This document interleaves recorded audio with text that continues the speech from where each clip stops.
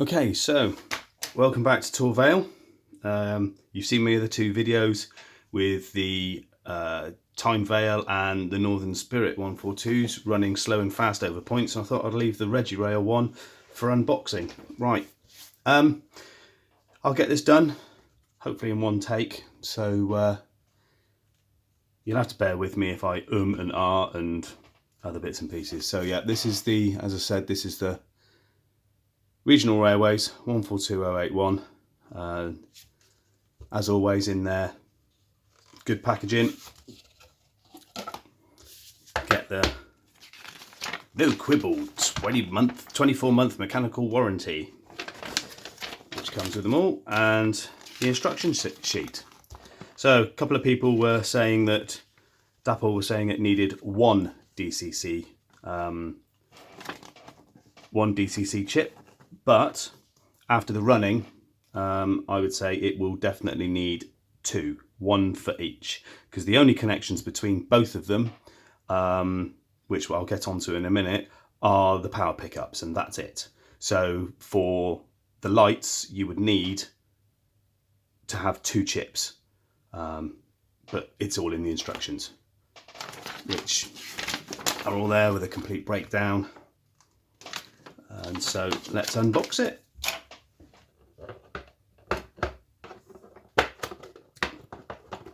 He says as he can't get a blooming thing out. I blame that on lack of coffee this morning. So as always, they come in this foam insert. Here we get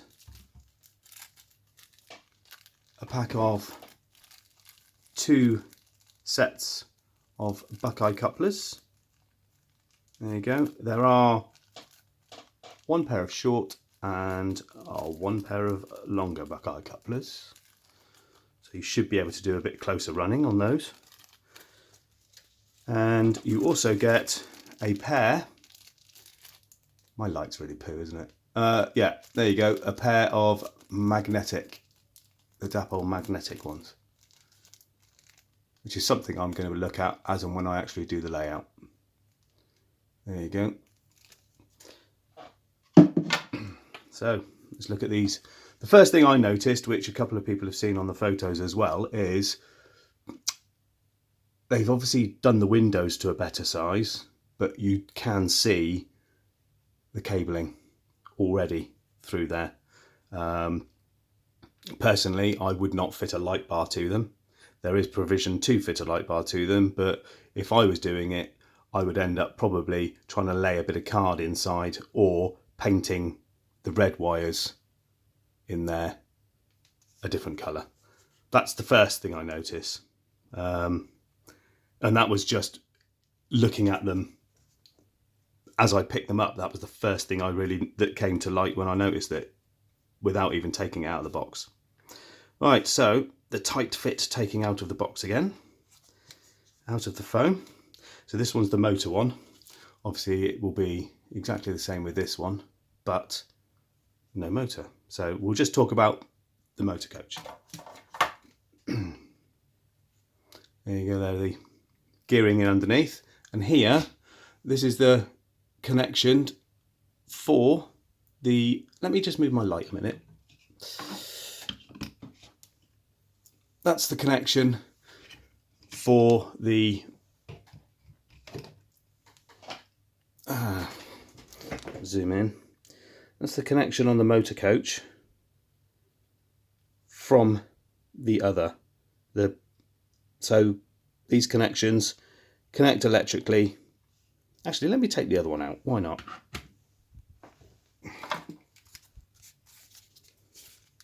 So this is the non-Motorcoach.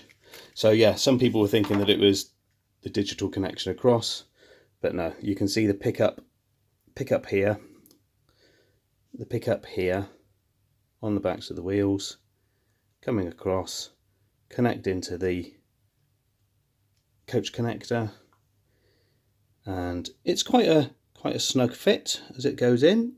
It's a reassuring snap. And then that is the connection. Now, yeah, this is another thing that I noticed. When I first picked it up, I was like, oh, well, it's a bit of a, shall we say, crap gap. But if you focus in, Glenn, if you focus in on it, this here actually moves out and turns for the corners. So when you do connect them together,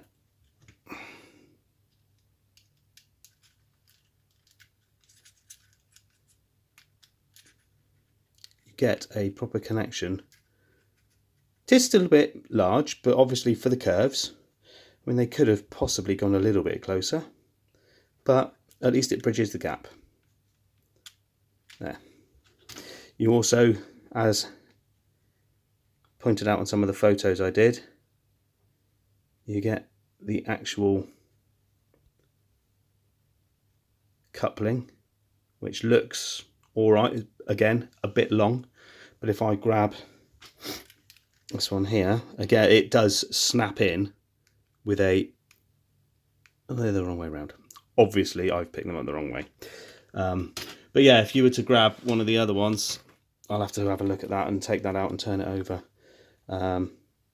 But yeah, they do go together. Wouldn't be able to do a coupling in a yard, and they are a little bit fiddly, but there, little snap, and they snap together. So that's the running distance between them. That's as they come out of the box, but again, there's a bit of spring between them, and then to release, just a quick snap open. Right, detailing.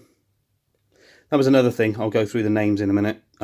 This is the regional rail one, which has got York on one end, and on the other end we have Newcastle. I'm going to do a series on my Facebook page with the close-up photos, etc. But there are a few people out there, I know they don't like to be called rivet counters, but a lot of people will call them that.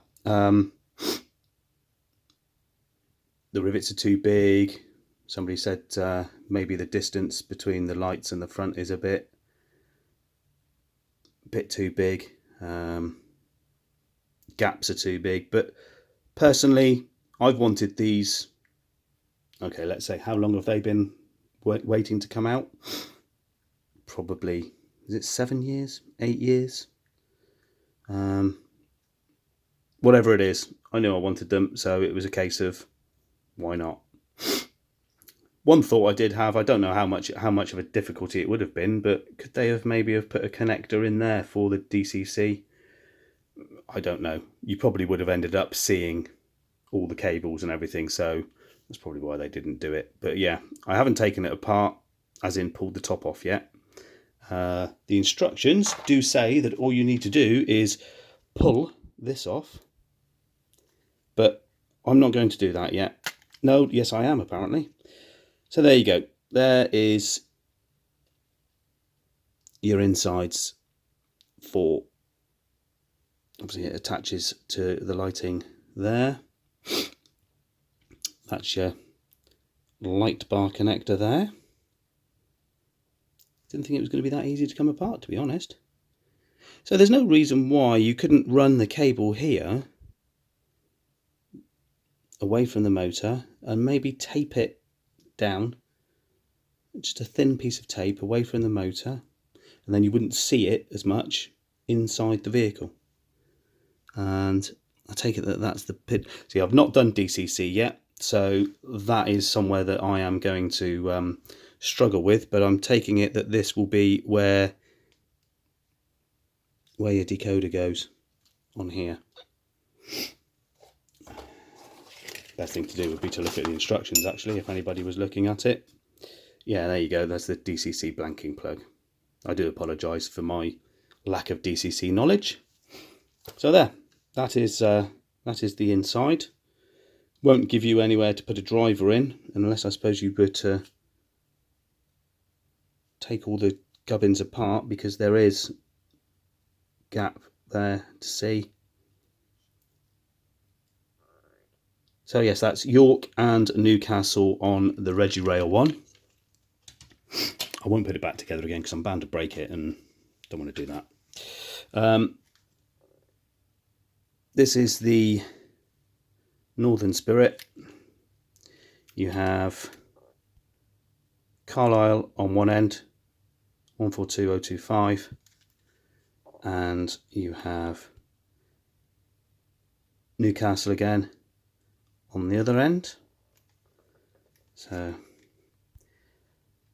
my phone's like Looney this morning, not wanting to focus. And on the Tyne and Wear one we have Newcastle again, and that is 021. Excuse my shaky hands. And excuse the sniffing. And we got Whitby on the other end. So there you go. That is a quick unboxing video of these. As I say, they could have come out with the disproportioned windows with seating in. I'd have been happy with that. They've come out like this. I've wanted them for, well, since they've came out. So I myself am happy with them. But there you go. I really hope that that's answered a few questions. If there is anybody else that wants any more questions answered, then either ask me on my Facebook page, which is Tor Vale N-Gauge Model Railway, which really needs shortening because it's too much of a bleeding mouthful. So there you go. The Dapol 142s. And yes, before you ask, I am getting the other two as well. Greedy bugger.